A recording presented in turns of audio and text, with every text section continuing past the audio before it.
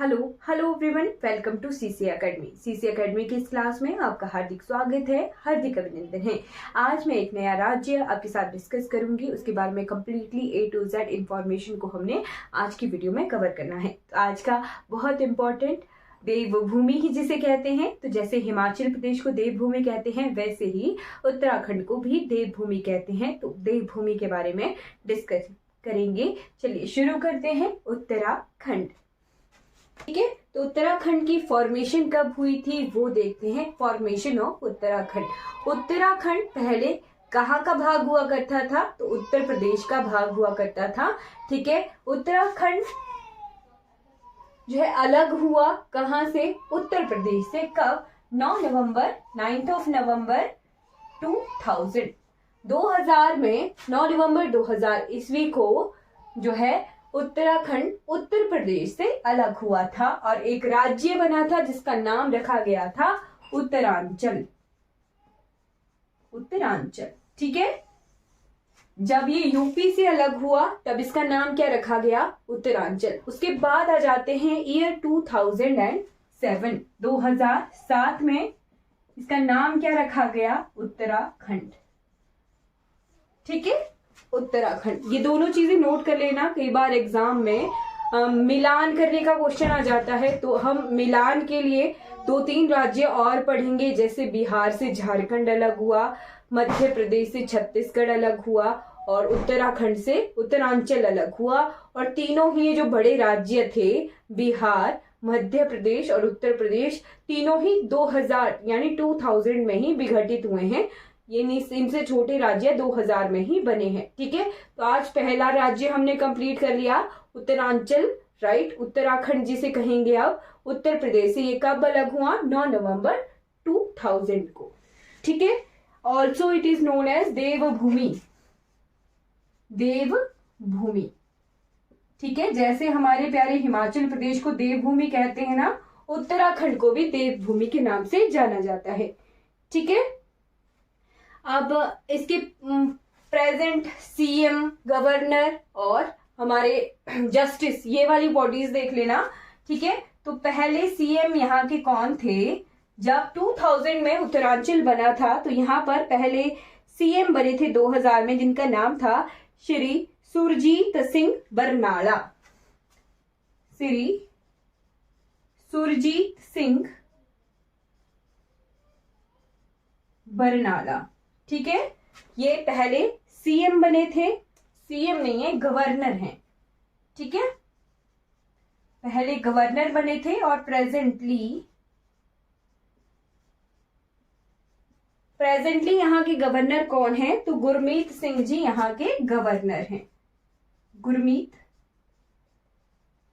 सिंह, ठीक है। सीएम देख लीजिए, फर्स्ट सीएम ऑफ उत्तराखंड, ठीक। तो पहले सीएम थे श्री नित्यानंद स्वामी। 2000 में ये बने थे श्री नित्यानंद स्वामी। और प्रेजेंटली यहाँ के चीफ मिनिस्टर यानी मुख्यमंत्री कौन है? तो इनका नाम है पुष्कर सिंह धामी, ठीक है। नोट कर लीजिएगा, कई बार इंफॉर्मेशन ऊपर नीचे भी हो जाती है तो ध्यान रखना है। पुष्कर सिंह धामी जो है यहाँ के प्रेजेंट सीएम है। अब इसके बाद यहाँ के जस्टिस, तो यहाँ का हाई कोर्ट कहाँ पर है? कैपिटल लिख लेना। कैपिटल यहाँ पे जैसे हिमाचल प्रदेश की 2 कैपिटल हैं, समर कैपिटल और विंटर कैपिटल। विंटर कैपिटल कौन सी है? धर्मशाला है। और समर कैपिटल कौन सी है? शिमला है। वैसे ही उत्तराखंड की भी 2 कैपिटल्स हैं, ठीक है। एक है समर कैपिटल और एक है विंटर कैपिटल, राइट। तो समर कैपिटल यहाँ की कौन है? गैरसेन, ठीक है। गैरसेन यहाँ की समर कैपिटल है और विंटर कैपिटल समर कैपिटल है, ठीक है। और विंटर कैपिटल यहाँ की देहरादून है, ठीक है। ये 2 कैपिटल्स हैं। वैसे आपको मेन जो कैपिटल है, जैसे हिमाचल की शिमला देखने को मिलती है, वैसे ही उत्तराखंड की देहरादून देखने को मिलेगी, बट समर्स में गैरसैंण में जो है जो भी एग्जीक्यूटिव कार्य है ना, कार्यपालिका वगैरह, वो गैरसैंण में काम होता है और विंटर्स में देहरादून में होता है। ठीक है, विधानसभा की यहाँ पर 70 सीटें हैं, लोकसभा की यहाँ पर 5 सीटें हैं और राज्यसभा की यहाँ पर 3 सीटें हैं।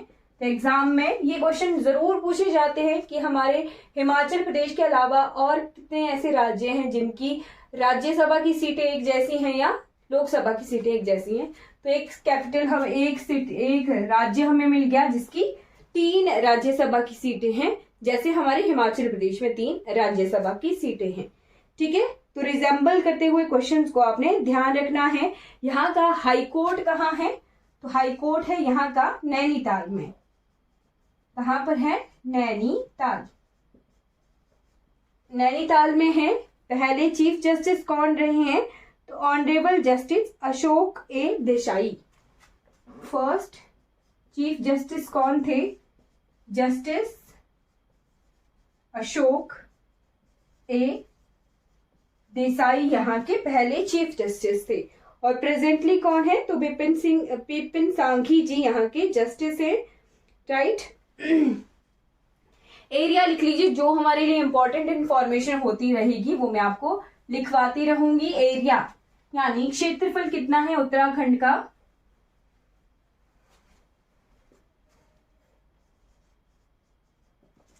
तो यहाँ का एरिया है 53,483 किलोमीटर स्क्वायर। 53483 किलोमीटर स्क्वायर यहाँ का एरिया है। ठीक है, इसके बाद बाउंड्रीज देख लेते हैं। तो उत्तराखंड इस तरीके से हमारे भारत के नक्शे पर है। राइट, इसके उत्तर में, नॉर्थ में कौन सा देश है? चाइना है। ठीक है, इसके उत्तर में चाइना है। राइट, इसके वेस्ट भी कह सकते हैं आप, हिमाचल है। ठीक है, हिमाचल के साथ कितने, ये ऐसे हमारा हिमाचल ऐसे है, तो कितने स्टेट्स, कितने डिस्ट्रिक्ट के साथ हिमाचल के ये बाउंड्री लगाता है? यहां जैसे सिरमौर, शिमला और किन्नौर। ठीक है, 3 हिमाचली जिले हैं जिनके साथ उत्तराखंड सीमा लगाता है, सिरमौर, शिमला और किन्नौर। ठीक, उसके बाद इसके वेस्ट में यूपी है, उत्तर प्रदेश है। ठीक, और इसके ईस्ट में पूर्व की तरफ नेपाल है। ठीक है, इतने पड़ोसी हैं। 2 इंटरनेशनल बॉर्डर उत्तराखंड शेयर करता है, एक नेपाल के साथ और दूसरा चाइना के साथ। ठीक है, और 2 राज्यों के साथ, हिमाचल और उत्तर प्रदेश। ठीक है, 13 जिले हैं, 13 डिस्ट्रिक्ट्स हैं। राइट, ऑफिशियल लैंग्वेज यहाँ की हिंदी है और एडिशनल ऑफिशियल लैंग्वेज यहाँ की संस्कृत है। नोट कर लेना, इंपॉर्टेंट चीजें हो जाती हैं। ऑफिशियल लैंग्वेज इज हिंदी और एडिशनल ऑफिशियल लैंग्वेज यहाँ की कौन सी है? तो संस्कृत है। ठीक है, okay. Population density.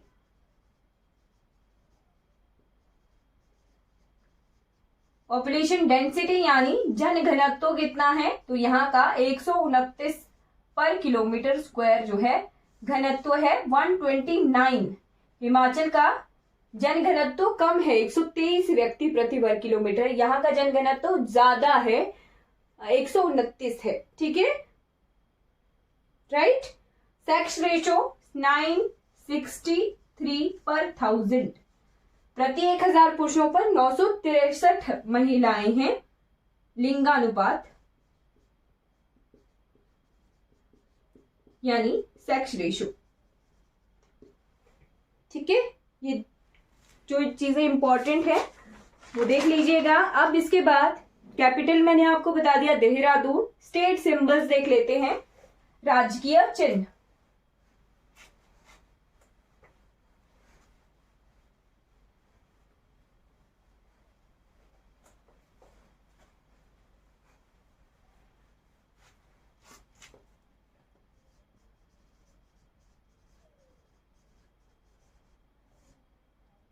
State symbols हैं, एनिमल है अल्पाइन मस्क डियर, जो कस्तूरी मृग देखते हैं ना हम, वो है ना मस्क डियर। यहाँ का मस्क डियर नाम से एक वाइल्ड लाइफ सेंचुरी का नाम भी है, ठीक है, नोट कर लेना है। एनिमल यहाँ का अल्पाइन मस्क डियर, कस्तूरी मृग। अच्छा मुझे बताइए, हिमाचल प्रदेश में कस्तूरी मृग प्रजनन केंद्र कहां पर है? राइट, कस्तूरी मृग प्रजनन केंद्र कहां पर है? Musk breeding farm, musk deer breeding farm कहां पर है? हिमाचल में, ठीक है। मस्क डियर यहाँ का राजकीय पशु है और इसके नाम से यहाँ पर एक वाइल्ड लाइफ सेंचुरी भी है, वन्यजीव अभयारण्य भी है, उसके बारे में भी हम देखेंगे। फ्लावर, तो फ्लावर है यहाँ का ब्रह्म कमल, ब्रह्मा कमल, ठीक। और ट्री, तो ट्री है यहाँ का रोडोडेंड्रन। अब नोट कर लेना, फ्लावर ब्रह्म कमल है और जो बुरांश है वो यहाँ का राजकीय वृक्ष है, ठीक है। उसके बाद रहता है वर्ड हिमालयन मोनाल,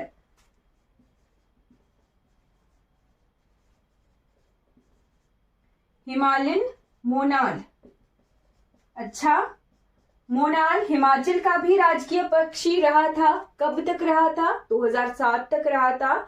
यानी अगर क्वेश्चन आ जाए कि जुजुराना वेस्टर्न ट्रैगोपन से पहले हिमाचल का राजकीय पक्षी कौन था, राइट, या फिर ऐसे पूछ सकते हैं, घुमा के पूछ सकते हैं कि प्रेजेंटली जो राजकीय पक्षी है हिमाचल का, उससे पहले वाला राजकीय पक्षी कौन था? तो वहां पर मोनाल आएगा। नोट कर लीजिएगा, ये उत्तराखंड का राजकीय पक्षी कौन सा है? तो मोनाल है, ठीक है, ओके। उसके बाद यहाँ के यूनेस्को वर्ल्ड हेरिटेज साइट, जैसे हिमाचल में 2 यूनेस्को वर्ल्ड हेरिटेज साइट हैं, कालका शिमला रेलवे ट्रैक और साथ में दूसरा है ग्रेट हिमालयन नेशनल पार्क। तो यहाँ पर भी एक नेशनल पार्क को यूनेस्को वर्ल्ड हेरिटेज साइट में शामिल किया गया है।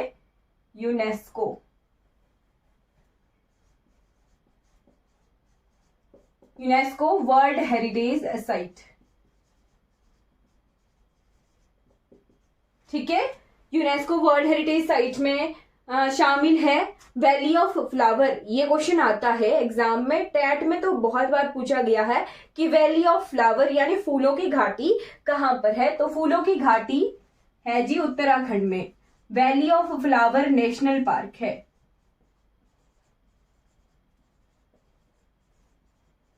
एक तो valley of flower national park को यूनेस्को के हेरिटेज साइट का दर्जा मिला है और दूसरा है नंदा देवी।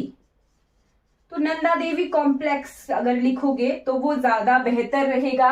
Nanda Devi wildlife sanctuary भी है, नंदा देवी पर्वत भी है और Nanda Devi wildlife sanctuary national park भी है, ठीक है। तो इससे कॉम्प्लेक्स फॉर्म में लिख सकते हैं कि नंदा देवी नेशनल पार्क, नंदा देवी पर्वत भी है ना। तो नंदा देवी कॉम्प्लेक्स अगर लिखोगे आप, तो नंदा देवी अगर सिंपल लिखेंगे तो वो सही रहेगा, ठीक है।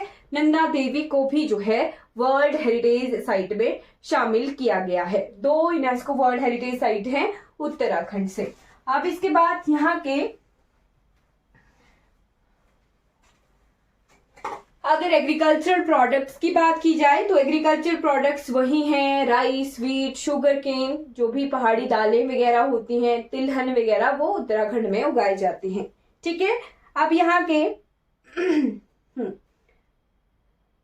नेशनल पार्क और वाइल्ड लाइफ सेंचुरीज देखते हैं, ठीक है।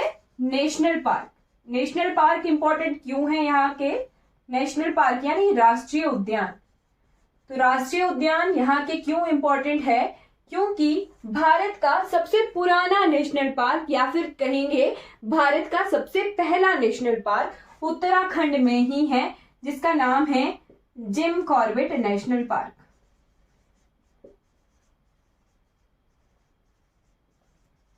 अब इसका नया नाम रखा गया है, न्यू नेम क्या है वो आपके लिए होमवर्क है। New name Jim Corbett national park का क्या है वो आपके लिए होमवर्क है। जब ये बना था 1936 में ये बना था, तो इसका नाम था हेलीज नेशनल पार्क। ठीक है, ब्रिटिशर्स के टाइम का सबसे पहला ये नेशनल पार्क है। एक और क्वेश्चन आता है कि यहां से बहने वाली जो नदी है वो कौन सी है, तो रामगंगा यहां से बहती है, बिल्कुल बीचों बीच से बहती है रामगंगा। और जो हमारे बंगाल टाइगर है ना, वो यहाँ के नेटिव हैं, बंगाल टाइगर। ठीक है, इसके बाद गोविंद पशु विहार लिख लेना, इंपॉर्टेंट है, एलिमिनेट करने में आपको आसानी रहेगी। गोविंद पशु विहार। तीसरा लिखिएगा Gangotri national park, Gangotri national park. Fourth number पे लिखना है वैली ऑफ फ्लावर, वो तो मैंने आपको बताया ही था, वैली ऑफ फ्लावर। उसके बाद 5वें नंबर पे नंदा देवी, और 6th नंबर पे राजाजी नेशनल पार्क, और 7th नंबर पे जिम कॉर्बेट तो हमने कर लिया। 6 नेशनल पार्क यहां पर हैं। ठीक है राइट। उसके बाद आ जाइए यहाँ की वाइल्ड लाइफ सेंचुरीज, वन्य जीव अभयारण्य। तो एक बहुत इंपॉर्टेंट मैंने आपको करवा दिया, जिसका नाम है Askot musk deer wildlife sanctuary. Okay, एक और चीज, project snow leopard. Project snow leopard, snow leopard क्या है, बर्फानी तेंदुआ। तो बर्फानी तेंदुआ को के बचाव के लिए एक प्रोजेक्ट शुरू किया गया था।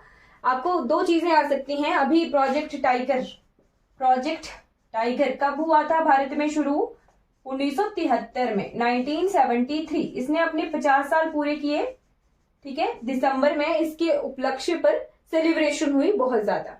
ठीक है, तो इसने 50 साल पूरे किए हैं। ये आपको एग्जाम में आ सकता है कि प्रोजेक्ट टाइगर कब शुरू हुआ था, तो 1973 में हुआ था। वाइल्ड लाइफ प्रोटेक्शन एक्ट आया था, वन्य जीव संरक्षण अधिनियम 1972 का। उसके बाद ही हमारे भारत में जो है नेशनल पार्क बनाए गए थे।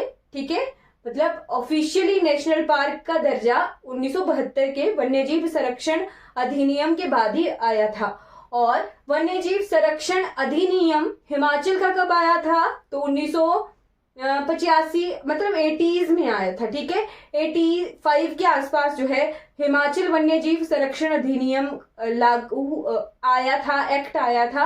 और फिर जाके 1987 में हिमाचल प्रदेश में नेशनल पार्क बना।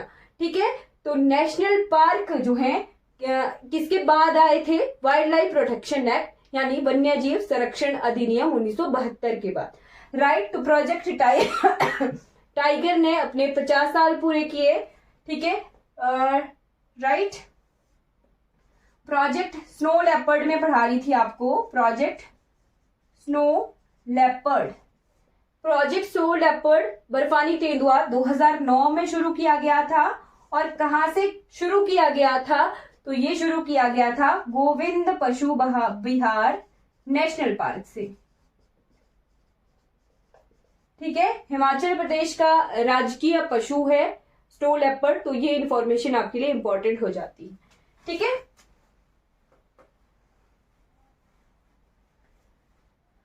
Wild life sanctuaries.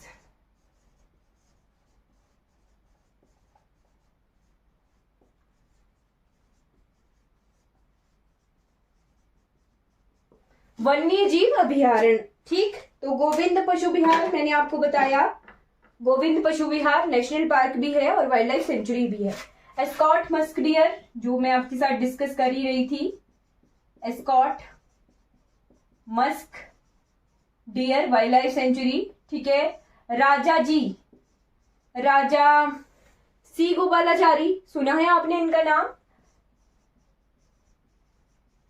सुना है इनका नाम, ये कौन थे, इनके नाम पर वाइल्ड लाइफ सेंचुरी का नाम है ना। सॉरी, जो राजाजी नेशनल पार्क है ना वो इनके नाम पर है ना। राजाजी नेशनल पार्क, तो इनके नाम पे ही है, इनको सी गोपालाचारी को राजाजी नाम से पुकारा जाता था, इन्हीं के नाम से राजाजी नेशनल पार्क का नाम पड़ा था। ठीक है। केदारनाथ, केदारनाथ आज तो हम पूरे दर्शन करेंगे धामों के। ठीक है। नंदौर, दिशार, मसूरी, सोनावड़ी, नंदौर, मसूरी, ये कुछ नाम आपने सुने होंगे। ठीक, इनसे फैमिलियर होंगे आप। सोना नदी, इन शब्दों से आप फैमिलियर होंगे। ये शब्द सुनने को मिलते हैं क्योंकि ये अट्रैक्शंस हैं, टूरिज्म की अट्रैक्शंस भी हैं, कुछ मंदिर भी हैं, मसूरी हिल स्टेशन भी है। राइट। रिवर्स बहुत इंपॉर्टेंट है। रिवर गंगा, गंगा का ओरिजिनेशन उत्तराखंड से ही होता है। ठीक है। तो 5 प्रयाग सुने आपने कभी 5 प्रयागों के बारे में? आज मैं आपको 5 प्रयागों के दर्शन करवाती हूँ। 5 प्रयाग, पंच प्रयाग जिन्हें कहते हैं, पंच प्रयागों के बारे में डिटेल में बताऊंगी। एक पर्वत शिखर है बद्रीनाथ। ठीक, एक पर्वत शिखर है जिसका नाम है केदारनाथ। तीसरा पर्वत शिखर है जिसका नाम है गौमुख। चौथा पर्वत शिखर है जिसका नाम है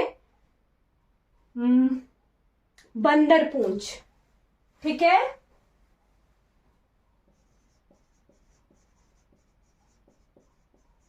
रिवर्स वाला पोर्शन हम कवर कर रहे हैं, रिवर्स के साथ पंच प्रयाग भी पढ़ेंगे। राइट। और एग्जाम में कई बार इस तरह के ट्रिकी क्वेश्चन भी जो हैं आ जाते हैं। ठीक है।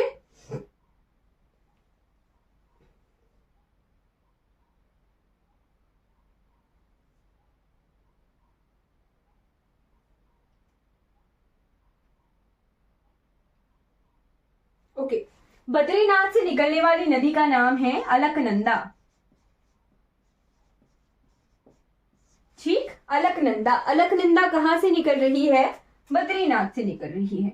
उस तरफ से आ रही है एक नदी जिसका नाम है धौली गंगा। ठीक है। धौली गंगा जब अलकनंदा में मिलती है तो यहां पर सबसे पहला प्रयाग है जिसका नाम है विष्णु प्रयाग। ठीक है, विष्णु प्रयाग।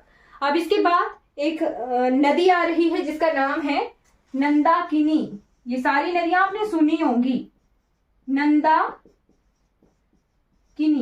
ठीक, नंदाकिनी जब अलकनंदा में मिलती है, अलकनंदा बह रही है, विष्णु प्रयाग रह गया पीछे, नंदाकिनी बह के आ रही है और जहां नंदाकिनी मिलती है वहां पर है कर्ण प्रयाग। कौन सा प्रयाग है? कर्ण प्रयाग। ठीक, जो केदारनाथ पर्वत है वहां से कौन सी नदी आ रही है? तो वहां से आ रही है मंदाकिनी। कौन सी नदी आ रही है? मंदाकिनी। ठीक है जी, मंदाकिनी। तो मंदाकिनी जहां मिल रही है वहां पर कौन सा प्रयाग है? वहां पर है रुद्र प्रयाग। कौन सा प्रयाग है? Rudra Prayag.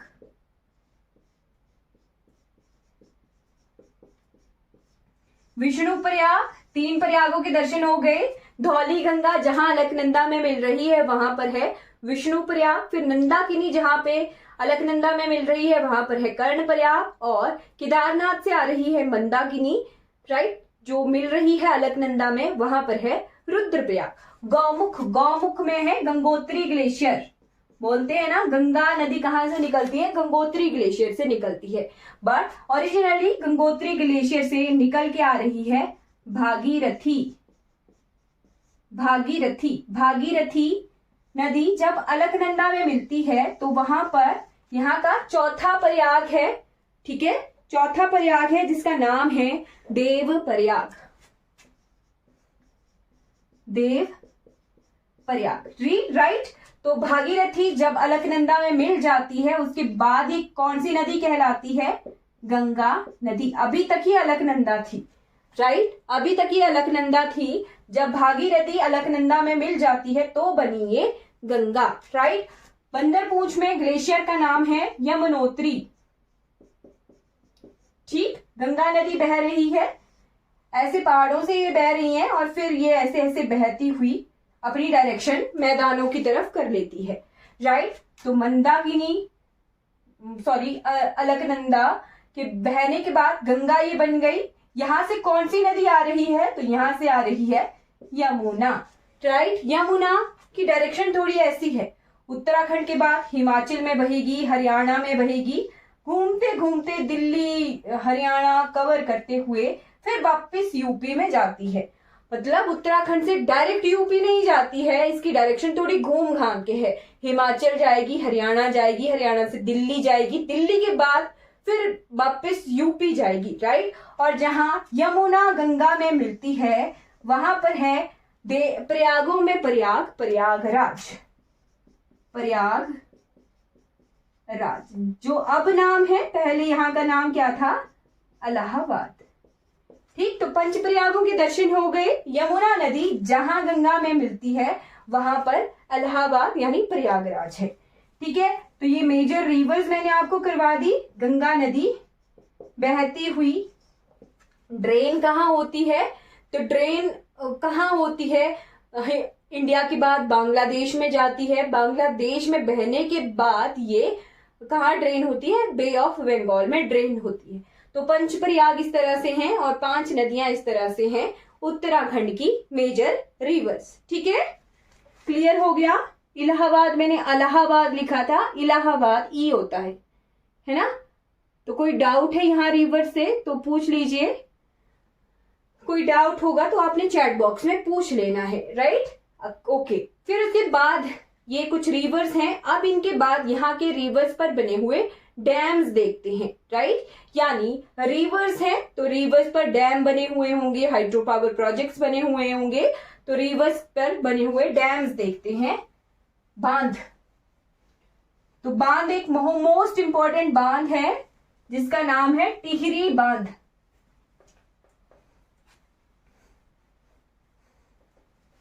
Okay, dams note कीजिएगा। इसके बाद डैम, तो डैम्स में नोट करना है सबसे इंपॉर्टेंट टिहरी डैम,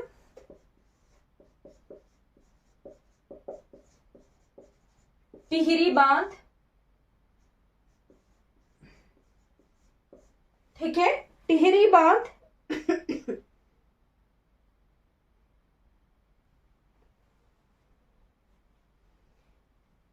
इसकी हाइट लिख लेना, सबसे ऊंचा बांध है ये भारतवर्ष का, 260.5 मीटर। अगर इसे फीट में लिखना हो तो 855 फीट इसकी हाइट है।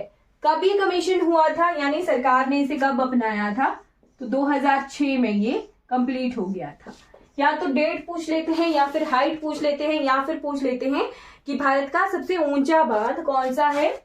ऊंचा बांध, highest dam of India, it is Tehri dam, ठीक है। बाकी कुछ और डैम भी हैं जो कि इंपॉर्टेंट नहीं है हमारे लिए, जैसे मनेरी बांध, नानक सागर बांध, पाला डैम और Ramganga dam, Vishnugarh dam, right. ये कुछ ज्यादा इंपॉर्टेंट नहीं है, जो इंपॉर्टेंट था वो मैंने आपको लिखवा दिया है। अब इसके बाद लेक्स, लेक्स यानी झीलें। तो झीलें इंपॉर्टेंट हैं, जैसे ताल, नैनीताल सुना है आपने नैनीताल झील, ठीक। जिन भी झीलों के साथ आपको ताल ताल शब्द जुड़ता हुआ मिलेगा वो या तो उत्तराखंड में होंगी या फिर यूपी में होंगी, बट मैक्सिमम झीलें कहाँ पर हैं? ताल नाम से उत्तराखंड में है, ठीक है। जैसे भीमताल, नैनीताल, ठीक है, सरियई ताल, सतल ताल, देवरिया ताल, सतोपंथ ताल, राइट। ताल ताल शब्द से आपको पता हो गया होगा। जस्ट आपको जैसे नैनीताल, ये शब्द ताल शब्द फैमिलियर होना चाहिए आपको कि ताल शब्द जुड़ा है तो वो मैक्सिमम पॉसिबिलिटी है कि वो कहाँ पर होगी, उत्तराखंड में होगी। यहाँ के आपको वाटरफॉल्स लिख लेने हैं, झरने। जैसे हिमाचल में 2 झरनों के बारे में क्वेश्चन मैक्सिमम पूछा जाता है।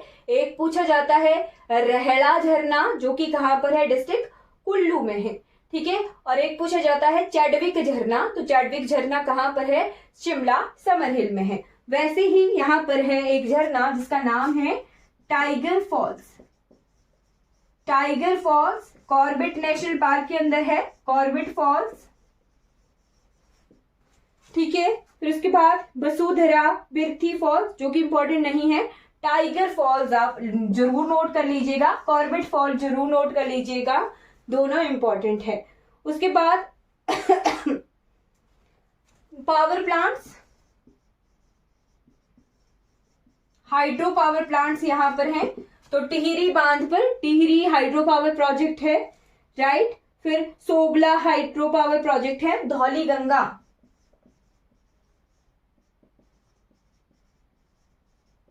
Hydro power project, right, okay. अब एक चीज यहां से बहुत इंपॉर्टेंट है जो कि नोट करनी चाहिए आपको, या फिर मैं आपको होमवर्क देती हूं कि आपको इसके बारे में सर्च करनी है। एक टनल थी और हिमाचल का भी एक युवक था जो वहां टनल में फंसा था, राइट। टनल एक थी जहां पर काम लगा हुआ था उस टनल का, और वहां पर लगभग 41 मजदूर जो थे वो फंसे थे, राइट। तो उस टनल का क्या नाम है, ये नेम आपको सर्च करना है। करंट अफेयर का ये टॉपिक है, राइट। 41 मजदूर कहाँ फंसे हुए थे, ये क्वेश्चन पूछा जा सकता है, या फिर टनल का नाम दे देंगे आपको कि ये टनल कहाँ पर है।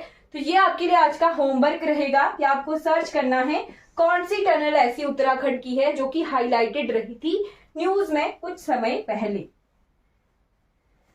राइट। उसके बाद आ जाइए यहाँ के ट्राइब्स जरूरी है, जनजातियां। आर्ट एंड कल्चर वाला पोर्शन आप करेंगे, राइट। तो ट्राइब्स यहां पर जौनसारी ट्राइब, एक ट्राइब बहुत इंपॉर्टेंट है, मैं जब पिछली क्लास को करवा रही थी, हाटी ट्राइब को एसटी का दर्जा मिला है। हाटी ट्राइब को एसटी का दर्जा मिला है। तो हाटी कम्युनिटी कहां पर है, हमारे उत्तराखंड में भी है और हिमाचल में भी है।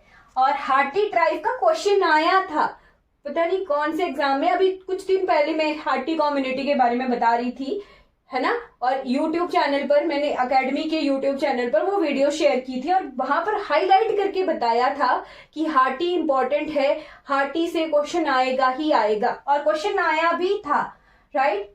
पूछा था सिसगिरी और ट्रांसगिरी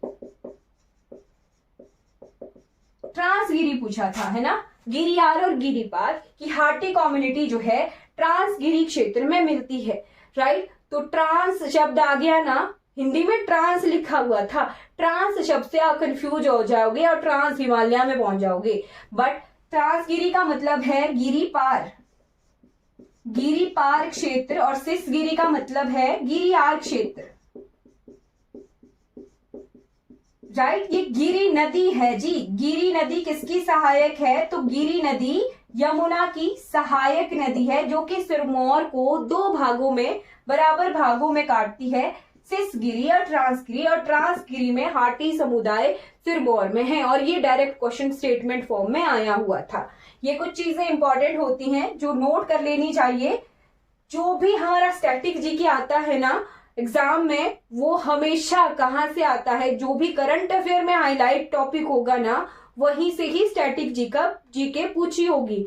और मैक्सिमम क्वेश्चन में यही होता है कि आपको करंट का पता है तो स्टैटिक आपको उस पोर्शन का कवर करना ही करना है, ठीक है। हाटी कम्युनिटी कहां पर है, तो हाटी कम्युनिटी कहां पर है, उत्तराखंड में भी है और ट्रांसगिरी क्षेत्र सिरमौर में भी है, ठीक है। फिर उसके बाद यहां पर भोटिया ट्राइब मिलती है, भोटिया जनजाति मिलती है। भोटिया जनजाति के बाद राजी जनजाति मिलती है, बक्शा जनजाति मिलती है, ठीक है। और थारू जनजाति मिलती है। ये कुछ जनजातियां हैं जो कि उत्तराखंड में मिलती हैं। फिर उसके बाद डांस फॉर्म्स यानी जो भी लोक नृत्य होते हैं, लोक नृत्य ही है। अभी हम क्लासिकल वाले पोर्शन पर नहीं आए हैं। तो लोक नृत्य जो कि यहाँ पर परफॉर्म किए जाते हैं, जैसे कि वरदा नाटी,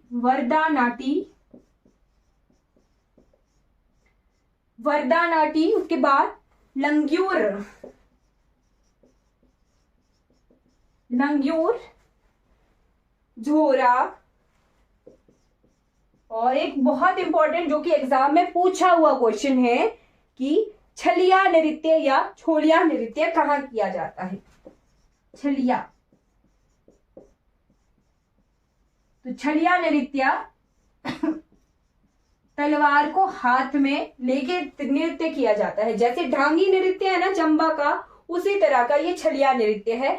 बस इसमें तलवार हाथ में लेके जो लीडर होता है वो तलवार हाथ में लेके जो है डांस करता है। ढांगी नृत्य में क्या होता है, जो कि चंबा में परफॉर्म किया जाता है, वहां पर फरसा, कुल्हाड़ी टाइप जो औजार है उसको लेके जो है, जो लीडर उसको लीड करता हुआ चलता है नाटी को, उसने हाथ में फरसा लिया होता है। और इस छलिया नृत्य में तलवार हाथ में ली हुई होती है डांस करते हुए। ठीक है, अब इसके बाद रीजनल फेस्टिवल का आर्ट एंड कल्चर कर रहे हैं। तो रीजनल फेस्टिवल्स,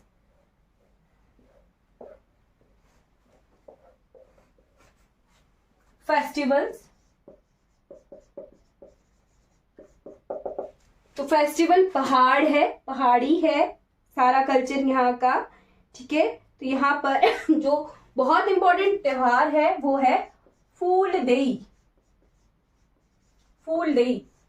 जो हमारा मकर संक्रांति वाला पोर्शन होता है ना, मकर संक्रांति, जिसे हमारे अपर हिमाचल में कहते हैं साजा। ठीक है, साजा त्योहार कहते हैं। तो साजा त्योहार और फूलदेई त्योहार एक जैसे हैं, राइट। यहाँ पर फूलदेई कहते हैं, घर घर जाके बच्चे जो हैं फूल लेके घर घर जाते हैं और फूल बांटते हैं, जैसे उसे फूलदेई त्योहार कहते हैं। और फूलों वाला त्योहार कहीं हिमाचल से रिलेटेड तो नहीं है, हाँ है, फुलेच त्योहार कहाँ मिलता है, किन्नौर में। और क्वेश्चन आता है, राइट, कि फुलेच त्योहार कहाँ पर मनाया जाता है, तो वो मनाया जाता है किन्नौर में। हिमाचल का मैं आपको जस्ट रिवीजन करवा रही होती हूँ, बाकी आप हिमाचल की क्लास में एग्जैक्ट फिगर्स के साथ पढ़ोगे। यहाँ पर जस्ट मैं रिवीजन करवा रही हूँ, चीजों को रिलेट कराते हुए चलती हूँ, राइट। बाकी हिमाचल के नोट्स आपने बनाने होंगे तो वो आप हिमाचल की क्लास में बनाइएगा। ठीक है, फूलदेई त्योहार कहाँ पर बनाया जाता है, उत्तराखंड में। बसंत पंचमी भी कहाँ पर मनाया जाता है, उत्तराखंड में। बहुत ही हर्षोल्लास से मनाया जाता है। एक बहुत इंपॉर्टेंट जो कि एग्जाम में पूछा गया है, घुघुती एक नृत्य का नाम है, घुघुती। और घुघुती एक फेस्टिवल का नाम है जो कि कहां पर मनाया जाता है, उत्तराखंड में। ठीक है, हरिद्वार का कुंभ मेला जो कि बहुत इंपॉर्टेंट है, 12 वर्षों बाद हरिद्वार का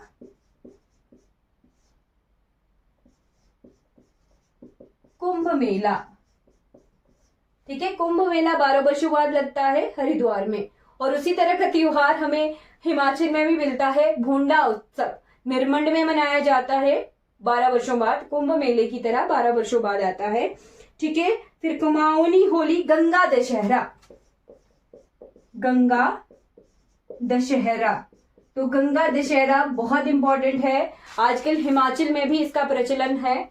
तो हिमाचल में गंगा दशहरा पर के उपलक्ष्य पर, जो वैसे हमारे लोकल भाषा में कहते हैं नौण है ना, एक तरह से बिल्कुल पूरी तरह से जैसे हरिद्वार में जो है जाते हैं लोग, है ना, तो वैसे ही गंगा दशहरा कहाँ मनाया जाता है, तो मंडी में, धर्मपुर। हाँ, एक क्वेश्चन आ गया मुझे यार, हिमाचल का इस बार का हिमाचल डे, स्टेटहुड डे ना, 25 जनवरी का जो स्टेटहुड डे था वो कहाँ मनाया गया था? वो धर्मपुर जगह पर मनाया गया था। धर्मपुर कहाँ पर है? ये डिस्ट्रिक्ट मंडी में है। ठीक है, तो गंगा दशहरा भी धर्मपुर का ही एक क्षेत्र है जहां का नाम है कांढापतन। वहां पर गंगा दशहरा मनाया जाता है। अप्रैल मंथ में आने वाला है अभी ये गंगा दशहरा। ठीक है, तो गंगा दशहरा जो है वहां मनाया जाता है। और ये इंपॉर्टेंट भी है, मंदिर है यहाँ पर जो कि पूरा पूरा डूब गया था धर्मपुर में कांढापतन जगह पर। ठीक है, गंगा दशहरा के बाद हरेला मेला, ये क्वेश्चन पूछा जाता है। हरेला मेला कहाँ लगता है? तो हरेला मेला उत्तराखंड में लगता है। ठीक है, कंडाली महोत्सव,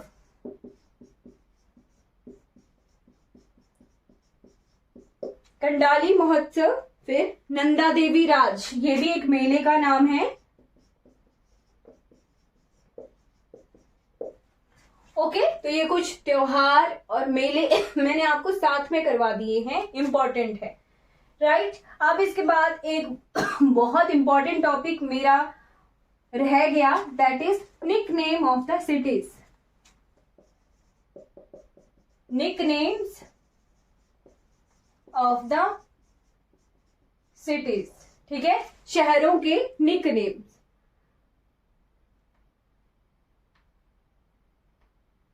राइट, तो बहुत इंपॉर्टेंट आपने लिख लेना है। देहरादून को कहा जाता है school capital of India. School capital of India, यहां पर बहुत अच्छे अच्छे स्कूल हैं देहरादून में। मसूरी को कहा जाता है क्वीन ऑफ माउंटेन्स। जैसे पहाड़ों की रानी शिमला है ना, वैसे ही मसूरी को भी पहाड़ों की रानी के नाम से जाना जाता है। जैसे शिमला को पहाड़ों की रानी कहा जाता है, वैसे ही मसूरी को भी पहाड़ों की रानी कहा जाता है। ऋषिकेश बहुत इंपॉर्टेंट है। इसे कहते हैं इंटरनेशनल कैपिटल ऑफ योग। इंटरनेशनल कैपिटल ऑफ योग। City of सेग्स। सेग्स होता है संत, है ना, संतों का शहर। राइट, योगा सिटी के नाम से भी जाना जाता है। राइट, उसके बाद आ गया नैनीताल। नैनीताल को कहा जाता है झीलों का शहर, सिटी ऑफ लेक्स।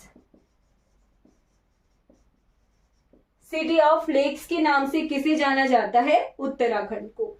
ये कुछ इंपॉर्टेंट निकनेम्स आ गए।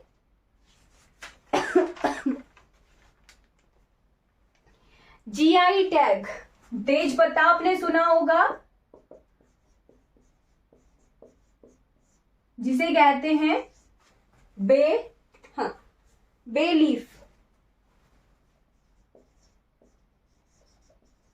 तेज पत्ता को यहाँ पे जीआई टैग मिला हुआ है। जीआई टैग आपने खुद नोट करने हैं, अपडेट करने हैं, क्योंकि समय के साथ ये बदलते रहते हैं। कई बार ज्यादा चीजें जीआई टैग में ऐड होती रहती हैं। राइट, उसके बाद मानसरोवर कैलाश। मानसरोवर कैलाश के लिए ऐसे है ना, उत्तराखंड, जस्ट मैं आपको बता रही हूं, यहाँ पर एक जगह है ये लीपू लेक। जैसे यहाँ पर है माना, नीति, मानला, नीतिला, थांगला। नोट करना होगा तो नोट करना, नहीं करना होगा कोई दिक्कत नहीं है। थांगला और यहां पर है लीपूला। तो ये जो लीपूला है ये सारे दर्रे हैं, मानला, नीतिला, थांगला, लीपूला। लीपूला एक दर्रा है जो कि नेपाल, चाइना और इंडिया, इन 3 क्षेत्रों को जोड़ता है। और जो मानसरोवर कैलाश की यात्रा है ना, वो इंडिया की तरफ से लीपू लेक दर्रे को से होते हुए ही की जाती है। ठीक है, लीपू लेक, मानसरोवर कैलाश की जो यात्रा है वो यहाँ इस दर्रे से की जाती है, लिपुला या लिपुलेख दर्रा। ठीक है। अब इसके बाद last topic important monuments, tourism attraction.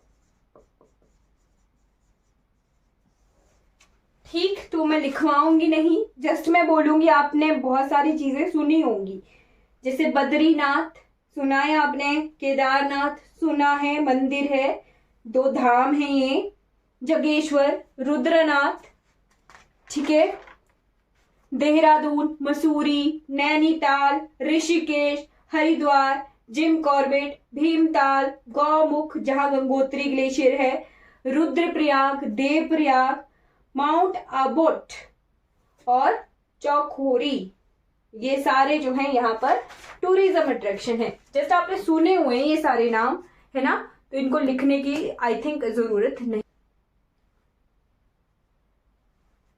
Okay then, हमने उत्तराखंड से इतनी ही इंफॉर्मेशन को कवर करना है। आई होप आपको ये इंफॉर्मेशन अच्छी लगी होगी। कोई डाउट होगा किसी भी क्लास के रिगार्डिंग तो आपने कमेंट बॉक्स में पूछ लेना है, राइट। और बाकी आपको पता ही है कि बैचेस के रिगार्डिंग आपको कोई इंफॉर्मेशन लेनी होगी तो आप अकेडमी के नंबर से कांटेक्ट कर सकते हो। Thank you so much for watching this video.